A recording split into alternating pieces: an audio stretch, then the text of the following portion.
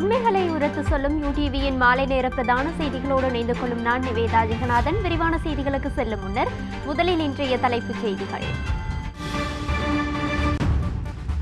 ஆசிரியர் அதிபர் தொழிற்சங்க நடவடிக்கை இன்றும். ஜனாதிபதி செயலகத்திற்கு முன்பு ஆர்ப்பாட்டம் நடாத்திய 42 பேர் கைது. கொத்தலாவள பாதுகாப்பு சட்டமூலம் மீதான 3வது வாசிப்பு ஒத்திவைப்பு. තවදුරටත් මන්ත්‍රීවරුන්ට සහ රටේ ජනතාවට අදහස් ප්‍රකාශ කරන්නට අවශ්‍යයි කියලා මම විශ්වාස කරන නිසා මම එදාට ඒක ඉදිරිපත් කරන්න තව කල් අරගෙන හරි බොහොම ස්තුතියි. 97 நாட்கள் விசாரணைகள் எதுவுமின்றி தன்னை அடைத்து வைத்துள்ளதாக முன்னாள் அமைச்சர் ரிஷாட் பதியுத்தீன் நாடாளுமன்றத்தில் தெரிவித்தார். වෙන කිසිම කාරණයක් නැහැ ජනාධිපතිතුමනි. වෙන කිසිම කාරණයක් නැහැ. ඔබතුමාගේ විනාඩි දෙක ඉවරයි. வைத்தியசாலைகளில் நோயாளர்கள் அதிகரிப்பு. சிகிச்சை வசதிகளின்றி அவதியுறுவதாக தகவல். தென்கொரியாவில் டெல்டா பிளஸ் வைரஸ் தொற்றாளர்கள் கண்டுபிடிப்பு. அவை எமது தலைப்புச் செய்திகள். இனி விரிவான செய்திகளில் முதலில் உள்நாட்டு செய்திகள்.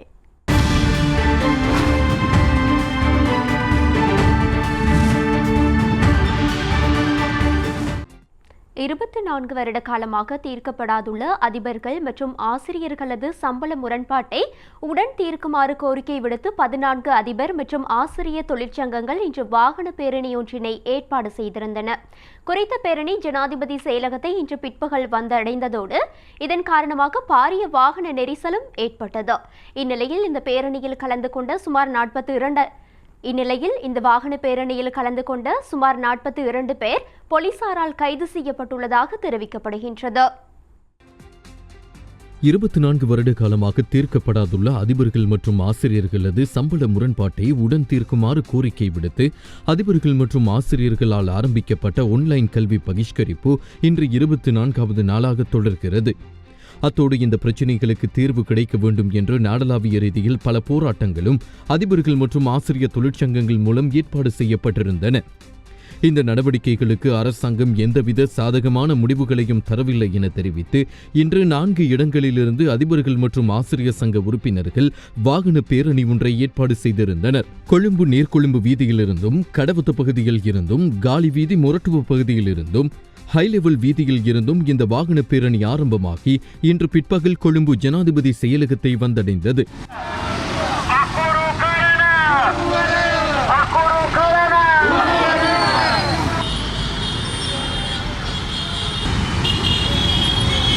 இந்த வாகன பேரணி காரணமாக பாரிய வாகன நெரிசல் ஏற்பட்டதையும் அவதானிக்க முடிந்தது. நாட்டில் தற்போதைய கோவிட் நிலையை கருத்தில் கொண்டு போராட்டங்களை மேற்கொள்ள வேண்டாம் என அறிவிக்கப்பட்டிருந்த நிலையில் இந்த போராட்டம் இடம்பெற்ற பகுதியில் அமைதியின்மையை ஏற்படுத்தும் வகையில் நடந்து கொண்டதாக தெரிவித்து சுமார் 42 பேர் போலீசாரால் கைது செய்யப்பட்டுள்ளதாக தெரிவிக்கப்படுகிறது. இதில் 16 பெண்களும் 26 ஆண்களும் உள்ளடங்குகின்றனர். அத்தோடு அவர்களின் 8 வாகனங்களும் போலீசாரின் கீழ் கொண்டு வரப்பட்டுள்ளதாக தெரிவிக்கப்படுகிறது.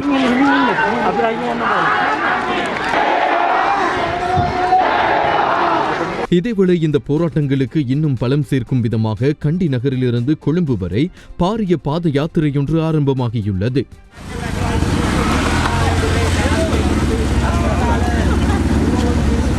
இன்று காலை கண்டி மத்திய சந்தைக்கு முன் ஆரம்பித்த இந்த பாத யாத்திரை மாவநிலையில் முடிவடைந்துள்ளது. எதிர்வரும் வியாழக்கிழமை கலிகமுவ நகர் வரை பாத யாத்திரை செல்லவுள்ளது. இவ்வாறு எதிர்வரும் 9ஆம் தேதி கொழும்பு வந்தடையும் வகையில் இது ஒழுங்கு செய்யப்பட்டுள்ளதாக தெரிவிக்கப்படுகிறது. பாத யாத்திரையில் கலந்து கொள்ளும் அதிபர் ஆசிரியர்கள் ஜனாதிபதி செயலகத்திற்கு சென்று மகஜர் ஒன்றையும் கையளிக்க உள்ளதாக தெரிவிக்கப்படுகிறது.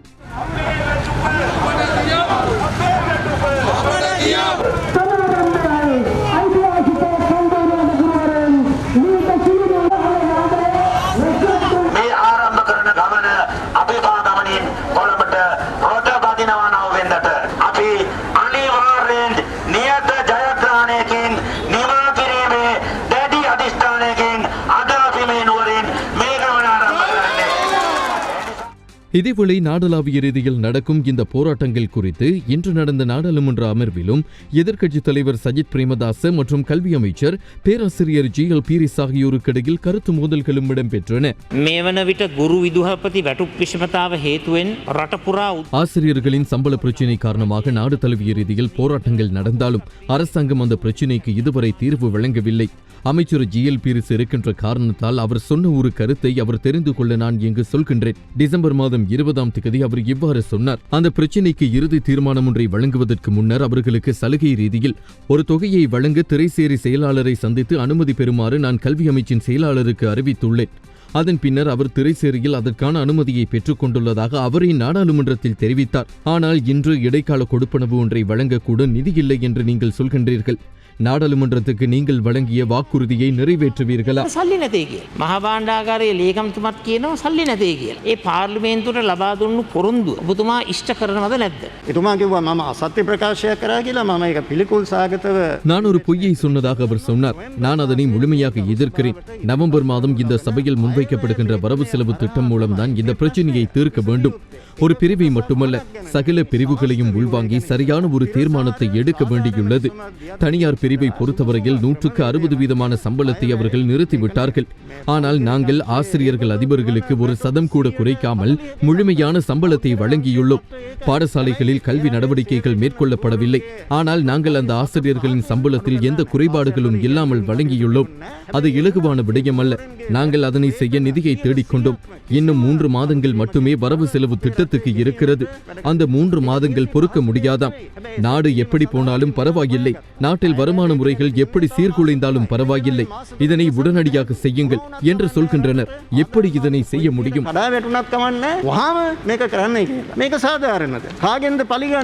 ඔබතුමන්ලාට හැකි கோடிக்கணக்கான வரிப்பணத்தை கோடீஸ்வரர்களுக்கு வழங்க உங்களுக்கு இயலுமை இருந்தது. கோடீஸ்வரர்களுக்கு பணம் கொடுக்க பணம் இருந்தது. அதன் மூலம்தான் அரச வருமானத்தை இல்லாமல் செய்துள்ளீர்கள். இப்பொழுது பணம் இல்லை என்று சொல்கின்றீர்கள். ආදායම නැති කරගත්තේ. දැන් රාජ්‍ය ආදායම නැති කරගෙන අපිට සල්ලි නැතේ කියලා මේ පාර්ලිමේන්තුවට සල්ලි තියනයි කියලා. හරි. අපි කවුරුත් දන්නවා ගේ கடந்த வருடம் டிசம்பர் மாதம் முதல் இந்த நாடு மட்டுமல்ல, முழு உலகமும் பாரிய அழிவை சந்தித்துள்ளது. எனவே கடந்த வருடம் டிசம்பர் மாதம் மேற்கொள்ளப்பட்ட திட்டத்தை இந்த நேரத்தில் நிறைவேற்ற எந்த ஒரு நாட்டாலும் முடியாது. තිබිච්ච වැඩපිළිවෙලක් ඒ විදිහටම ක්‍රියාත්මක කිරීමට අපිට නෙවෙයි ලෝකයේ කිසිම රටකට පුළුවන් කමක් නැහැ. கொத்தலாவள பாதுகாப்பு பல்கலைக்கழக சட்டமூலத்தை எதிர்வரும் வெள்ளிக்கிழமை நாடாளுமன்றத்தில் சமர்ப்பிக்கப் போவதில்லை என அமைச்சர் சமல் ராஜபக்ச தெரிவித்துள்ளார். நாடாளுமன்ற உறுப்பினர் ரணில் விக்ரமசிங்க எழுப்பிய கேள்விக்கு பதிலளிக்கும் போதே அவர் இவ்வாறு தெரிவித்தார். අන්න කැමති මේ ඉකුරාදා අර විශ්වවිද්‍යාලය පනත වාද කරනවද නැද්ද කියලා. எதிர்வரும் வெள்ளியன்று கொத்தலாவளை பாதுகாப்பு சட்டமூலம் விவாதத்துக்கு எடுத்துக்கொள்ளப்படுமா என தெரிந்து கொள்ள முடியுமா? තවදුරටත් මන්ත්‍රීවරුන්ට සහ රටේ ජනතාවට අදහස් ප්‍රකාශ කරන්නට நாட்டு மக்களுக்கும் நாடாளுமன்ற உறுப்பினர்களுக்கும் இச்சட்டம் மூலம் குறித்து கருத்துக்களை தெரிவிப்பதற்கு சந்தர்ப்பம் அளிக்கும் வகையிலேயே இத்தீர்மானம் அன்று 3ஆம் வாசிப்புக்காக எடுத்துக்கொள்ளப்பட மாட்டாது. මේ සියලුම පොදුජන ව්‍යාපාර ඉදිරිපත් වෙලා සිටින්නේ නිදහස් අධ්‍යාපනය ආරක්ෂා කරන්න. මම සතුටු වෙනවා අපේ චමල් රාජපක්ෂ මැතිතුමා තීන්දුවක් අරගෙන තිබෙනවා කොතලාවල පනත පිළිබඳව තවදුරටත් සාකච්ඡා සඳහා සිකුරාදා තියෙන විවාදේ හකුලා ගන්නවයි කියලා. இலவச கல்வியை பாதுகாக்கும் நோக்குடன் இந்த ஆர்ப்பாட்டங்கள் மேற்கொள்ளப்படுகிறது. மேலும் கருத்துக்களை கேட்டறியும் நோக்குடன் வெள்ளியன்று எடுத்துக்கொள்ள இருந்த தீர்மானம் மேலும் தாமதிக்கப்பட்டுள்ளமை தொடர்பில் சமல் ராஜபக்சவின் தீர்மானத்தை இட்டு மகிழ்ச்சி அடைகிறேன். மேலும் சமல் ராஜபக்ச இந்த கொத்தலாவளை சட்டமூலத்தை முழுமையாக இல்லாமல் செய்யுமாறு நான் உங்களிடம் பரிந்துரைக்கிறேன். இதேவேளை கொத்தலாவள பாதுகாப்பு சட்டமூலத்துக்கு எதிர்ப்பு தெரிவித்து பேராதனை பல்கலைக்கழகத்துக்கு முன்னால் அனைத்து பல்கலைக்கழக ஊழியர்கள் சங்கத்தினால் ஆர்ப்பாட்டம் ஒன்று முன்னெடுக்கப்பட்டது.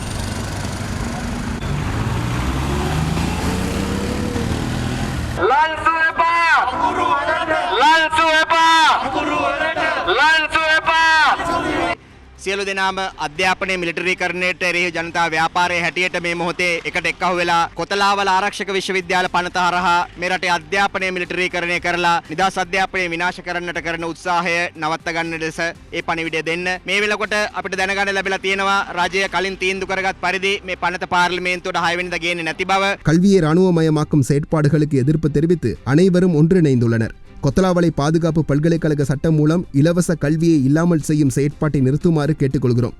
அரசு ஏற்கனவே எடுத்த தீர்மானத்தின் அடிப்படையில் இந்த சட்டமூலம் எதிர்வரும் வெள்ளியன்று நாடாளுமன்ற விவாதத்துக்கு எடுத்துக்கொள்ளாமல் இருப்பதற்கு தீர்மானிக்கப்பட்டுள்ளது. இவ்வாறான தற்காலிக தீர்மானங்களை நாங்கள் எதிர்பார்க்கவில்லை, நிலையான தீர்மானத்தையே நாங்கள் எதிர்பார்க்கிறோம். இந்த ஆட்சியாளர்கள் தொடர்பில் நாடாளுமன்றத்தில் உள்ளவர்கள் தொடர்பிலும் எவ்வித நம்பிக்கையும் இல்லை. இவர்கள் இன்று கூறுவதை அல்ல நாளை செய்வது, அனைத்தையும் மாற்றி செய்வார்கள். அதேபோன்று நேற்றைய தினம் ஆர்ப்பாட்டத்தில் கலந்து கொண்ட மாணவ தலைவர்கள் எந்த ஒரு காரணமுமின்றி இருவர் கைது செய்யப்பட்டுள்ளனர். மேலும் சிலரை கைது செய்வதற்கான நடவடிக்கைகள் முன்னெடுக்கப்படுவதாக அறிய கிடைத்துள்ளது. அரசாங்கத்துக்கு ஒன்றை தெரிவித்துக் கொள்கிறோம். இதற்கு முன்னர் ஆர்ப்பாட்டக்காரர்களுக்கு செய்த தவறை மீண்டும் செய்ய முற்பட வேண்டாம். இவ்வாறான இழிவான விடயங்கள் மூலம் எமது செயற்பாட்டை நிறுத்த முடியாது.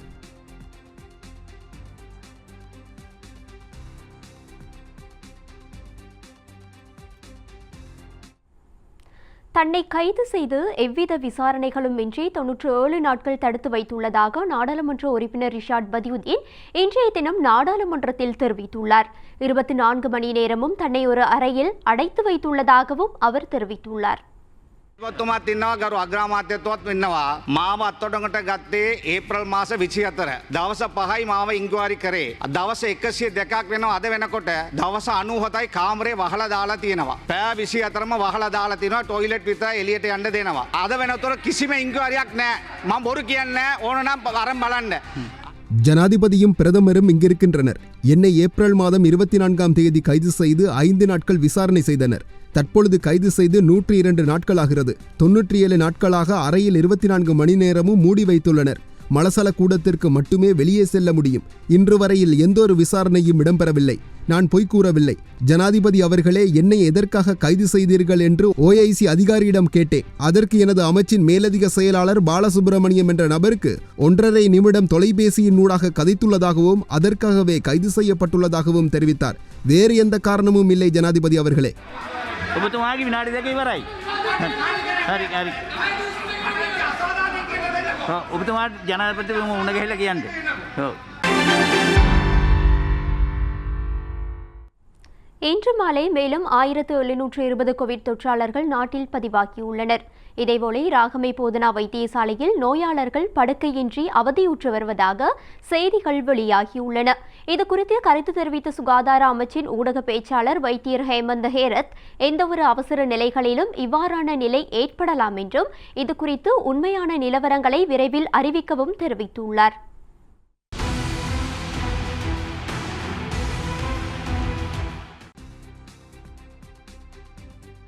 ராகம போதனா வைத்தியசாலையில் அதிகளவிலான நோயாளர்கள் படுக்கைகளின்றி தரையில் படுத்துறங்குவதாக தெரிய வந்துள்ளது. வைத்தியசாலையில் அதிகளவிலான நோயாளர்கள் நிரம்பியிருக்கும் காட்சிகளும் இன்றைய தினம் சமூக ஊடகங்களில் பகிரப்பட்டிருந்தன.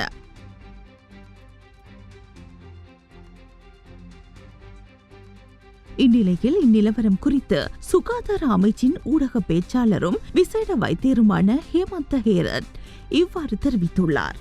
රෝහලක මෙවැනි තත්ත්ව සාමාන්‍යයෙන් ඕනෑම අනපේක්ෂිත අවස්ථාවක වැඩියෙන් ඇඩ්මිෂන් ආවොත් රෝහලක දකින්න ලැබෙන මම ඒක හරි කියනවා නෙවෙයි නිවැරදි කියනවා නෙවෙයි. வைத்தியசாலைகளில் எந்த ஒரு அவசர நிலைகளின் போது அதிகளவிலான நோயாளர்கள் அனுமதிக்கப்படும் போது இவ்வாறான நிலை ஏற்படலாம். அதற்காக இதனை சரியென்று கூறுவதற்கில்லை. அதேபோன்று இதனை ஏற்றுக்கொள்ள வேண்டும் என்றும் கூறுவதற்கில்லை. இவ்வாறான சந்தர்ப்பங்களில் வைத்தியசாலை நிர்வாகத்தினரால் தேவையான நடவடிக்கைகள் மேற்கொள்ளப்பட்டு இந்நிலை சரி செய்வதே வழமையான நடைமுறை. டெங்கு நோய் அதிகரித்து காணப்பட்ட சந்தர்ப்பத்திலும் இவ்வாறான நிலை ஏற்பட்டிருந்தது. வேறு தொற்று நோய் பரவுகின்ற காலப்பகுதிகளிலும் இவ்வாறான நிலைகளை பார்த்திருக்கிறோம். இவ்வாறான சந்தர்ப்பங்களில் மேற்கொள்ள வேண்டிய நடவடிக்கைகள் தொடர்பில் சுகாதார சேவை பணிப்பாளரும் சுகாதார அமைச்சரும் சம்பந்தப்பட்டவர்களுக்கு ஆலோசனை வழங்குவார்கள். இது குறித்த கலந்துரையாடல் ஒன்று இடம்பெறவுள்ளது. இதனை அடுத்து மேற்கொள்ள வேண்டியிருக்கும் நடவடிக்கைகள் குறித்து அறிவிக்க முடியும். இவ்வாறான நிலை எதிர்பாராத வகையில் இடம்பெறும் ஒவ்வொரு சந்தர்ப்பத்திலும் வைத்தியசாலையில் இருக்கும் எந்த ஒரு படுக்கைகளோ அல்லது வேறு ஏதாவது ஒரு வசதிகளோ தேவைக்கேற்ப பயன்படுத்தப்படாமல் இருப்பதில்லை. எனவே உண்மை நிலவரத்தை சரியாக கண்டறிந்து இது குறித்து அறிவிப்பதற்கு எதிர்பார்க்கிறோம். ඇඳක් හෝ වෙනත් පහසුකමක් පාවිච්චි නොකර වෙන් කරලා තියාගෙන ඉන්නේ නැහැ. සෑම එකක්ම භාවිතයට ගැනීමෙනුයි පවතින්නේ. එවැනි අවස්ථාවක අධික විදිහට ඇඩ්මිෂන් හෝ රෝගීන් පැමිණීමක් සිදු වුණොත් ඒක නිසි ආකාරයට කළමනාකර ගැනීමට කාලයක් ගත වෙනවා. මේ තත්ත්වය ඇත්ත තත්ත්වය හරියට හොයලා බලලා තමුන්නාන්සේලා දැනුවත් කරන්න අපි බලාපොරොත්තු. வவுனியா மாவட்டத்தில் நேற்றைய தினம் வரை 60 வயதுக்கு மேற்பட்டோர், 30 வயதுக்கு மேற்பட்டோர், சுகாதார பிரிவினர், ஆசிரியர்கள் என 50 வீதமானவர்களுக்கு கோவிட் தடுப்பூசி செலுத்தப்பட்டுள்ளது. இந்நிலையில் இன்றைய தினமும் கோவிட் தடுப்பூசி செலுத்தும் நடவடிக்கை தொடர்ந்து முன்னெடுக்கப்பட்டு வருகின்றது. அந்த வகையில் வவுனியா தாண்டிக்குளம் பிரமண்டு வித்தியாலய மண்டபத்தில் தடுப்பூசி வழங்கும் செயற்திட்டம் இன்று காலை 9 மணிக்கு ஆரம்பமாகி மாலை வரை இடம்பெற்றுள்ளது. யாழ்ப்பாண மாவட்டத்தில் தற்பொழுது இந்த கொரோனா தொற்று நிலைமை சற்று தீவிரம் பெற்றுள்ளதாக நாங்கள் இந்த புள்ளிவிவரங்களிலிருந்து அறியக்கூடியதாக இருக்கின்றது. நேற்றைய மாலையில் கிடைத்த PCR பரிசோதனைப்படி 75 நபர்களுக்கு அந்த தொற்று உறுதி செய்யப்பட்டிருக்கின்றது. அதே நேரத்திலே இதனுடைய மொத்த எண்ணிக்கை இன்றைய நிலையிலே 7640 அந்த தொற்று உறுதி அறிவிக்கப்பட்டிருக்கின்றது. அதே நேரத்தில் 137 இறப்புகள் பதிவு செய்யப்பட்டிருக்கின்றன. இந்த வகையிலே சுமார் 2445 குடும்பங்களைச் சேர்ந்த 6969 நபர்கள் சுயதனியப்படுத்தலுக்கு உட்படுத்தப்பட்டிருக்கின்றார்கள். வேலனை பிரதேசத்திலும் பருத்துறை பிரதேசத்திலும் இந்த அதாவது சுயதனியப்படுத்தப்பட்ட குடும்பங்கள் இருக்கின்றார்கள். இந்த நிலைமையிலே நாங்கள் மிகவும் அவதானமாக நடந்து கொள்ள வேண்டும். தற்பொழுது குறிப்பாக இந்த ஆலய வழிபாடுகள் ஊடாக மக்கள் ஒன்று சேருவது அவதானிக்கப்பட்டுள்ளது. ஆகவே மக்கள் அந்த கட்டுப்பாடுகளை மதித்து அவர்கள் தங்களுடைய பாதுகாப்பையும் தங்களுடைய குடும்ப உறவுகள் சமூகத்தினுடைய பாதுகாப்பையும் கருதி அவர்கள் நடந்து கொள்ள வேண்டியது அவசியமாகும். அதேபோன்று தடுப்பூசியை 30 வயதுக்கு மேற்பட்ட சகலருக்கு நாங்கள் வழங்கி வருகின்றோம். அதே நேரத்திலே சகல தொழில்துறையில் ஈடுபடுகின்றவர்களுக்கும் இந்த தடுப்பூசி வழங்கப்பட்டிருக்கின்றது. யாரேனும் அவ்வாறு தொழில்துறையில் ஈடுபடுபவர்கள் அந்த தடுப்பூசியை பெறாவிட்டால் அண்மையில் உள்ள பிரதேச செயலாளர் ஊடாக அல்லது பொது வைத்திய அதிகாரியை தொடர்பு கொண்டு தடுப்பூசியை பெறுவதற்கு நடவடிக்கை எடுக்கும்படி கேட்டுக்கொள்கின்றோம். இலங்கை, பாகிஸ்தான், இந்தியா உட்பட சில நாடுகளுக்கு விதிக்கப்பட்டிருந்த பயண தடையை நாளை முதல் நீக்குவதாக ஐக்கிய அரபு எமிரேட்ஸ் அறிவித்துள்ளது. இதற்கமைய ஆகஸ்ட் 5ஆம் தேதி முதல் 72 மணி நேரத்திற்குள் பெறப்பட்ட PCR பரிசோதனை முடிவுகளுக்கு அமைய நெகட்டிவ் என்ற முடிவுகளை பெற்றுள்ள விமான பயணிகள் துபாயினூடாக பயணிப்பதற்கு அனுமதி வழங்கப்பட்டுள்ளது.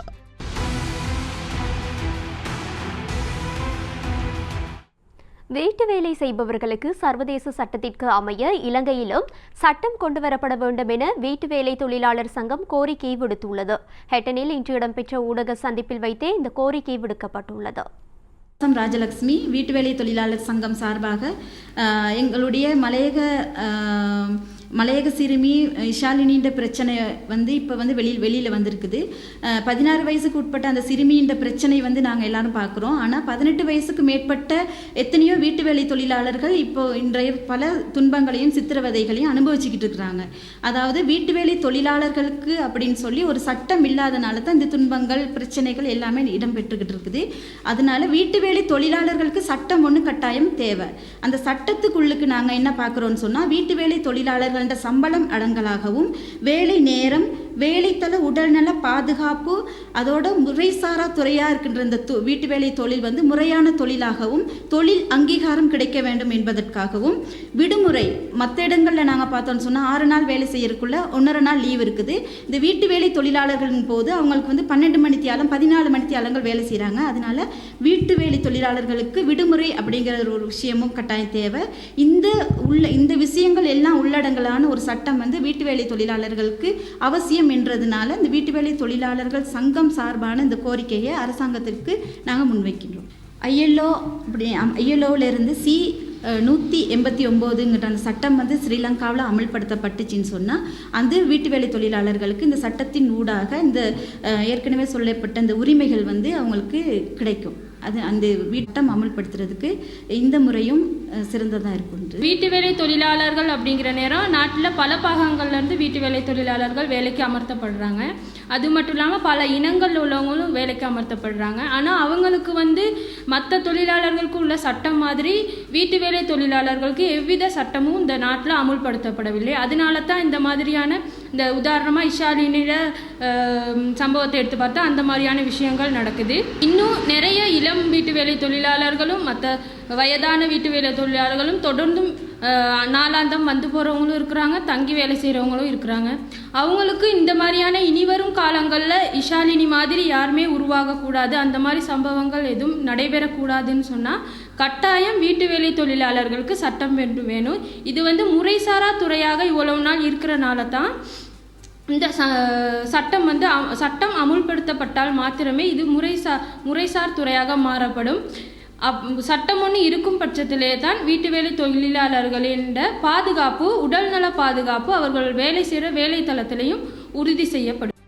கிழக்கு மாகாண ராணுவ கட்டளை தளபதியின் வழிகாட்டலில் பொருளாதார ரீதியாக பாதிக்கப்பட்டுள்ள கர்ப்பிணி தாய்மார்களுக்கு போஷாக்கு உணவுப் பொதிகள் வழங்கும் வேலை திட்டம் ராணுவத்தினரால் இன்று முன்னெடுக்கப்பட்டது. இந்த செய்தியோடு நாட்டில் இடம்பெற்ற ஏனைய நிகழ்வுகளையும் பார்க்கலாம். கிழக்கு மாகாண ராணுவ கட்டளை தளபதி மேஜர் ஜெனரல் சன்ன வீரசூரியவின் வழிகாட்டலில் பொருளாதார ரீதியாக பாதிக்கப்பட்டுள்ள கர்ப்பிணி தாய்மார்களுக்கு போஷாக்கு உணவுப் பொதிகள் வழங்கும் வேலை திட்டம் ராணுவத்தினரால் முன்னெடுக்கப்பட்டு வருகிறது. அதற்கமைவாக பொலனறுவை மாவட்டத்தின் மண்ணம்பிட்டி, வெலிக்கந்தை ஆகிய பிரதேச செயலாளர் பிரிவில் உள்ள 100 கர்ப்பிணி தாய்மார்களுக்கு போஷாக்கு உள்ளுணவு பொதிகள் வழங்கி வைக்கப்பட்டது.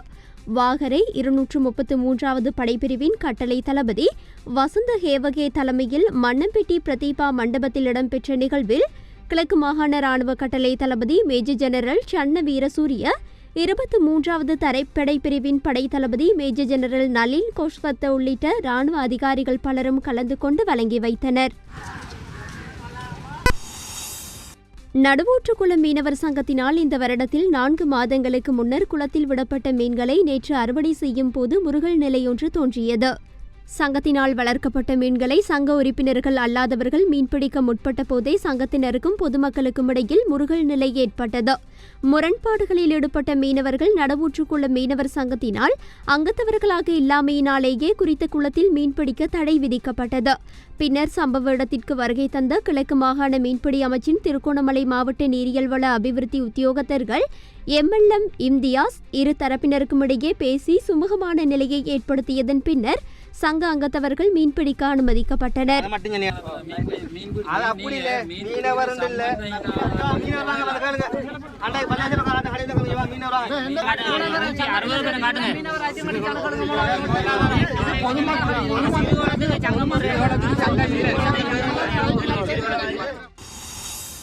கிளிநொச்சி நகர மத்தியில் அமைந்துள்ள கிளிநொச்சி குளத்தினை அபிவிருத்தி செய்து அதனை சுற்றுலா தலமாக அமைப்பதற்கான திட்ட முன்மொழிவுகள் முன்வைக்கப்பட்டுள்ளன. இந்நிலையில் குறித்த குளத்தினை கட்டம் கட்டமாக அபிவிருத்தி செய்து பொழுதுபோக்கு மையமாக மாற்றும் வகையில் திட்டம் முன்மொழியப்பட்டுள்ளது.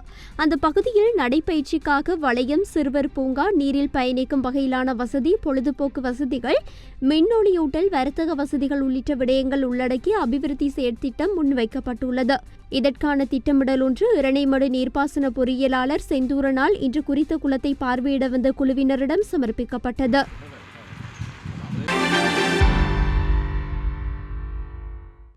இத்துடன் எமது செய்தி அறிக்கை நிறைவு பெறுகின்றது. தொடர்ந்து UTV வழங்கும் நிகழ்ச்சிகளோடு இணைந்திருங்கள்.